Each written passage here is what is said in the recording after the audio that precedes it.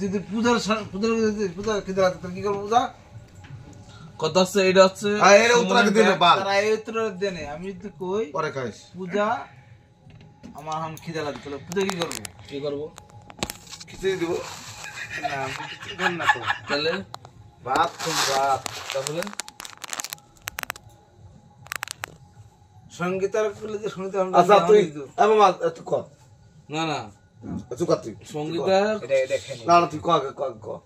তারা খাই আগে কর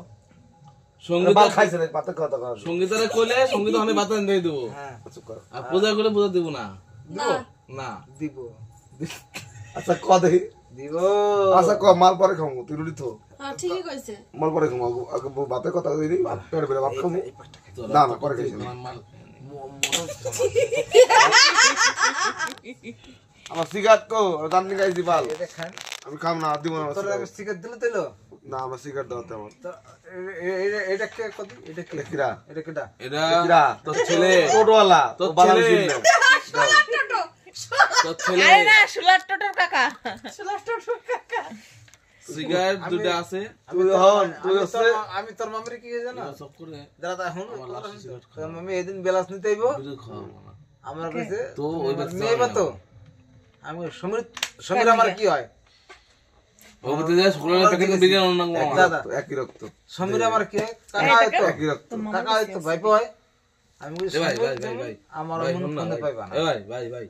ভাই শুন ভাই টাকা অন ভাই কইছ না শুন ভাই অন মত খালি সুধীর ভাই ভাই কইছে মত খা শুন ভাই শুন টাকা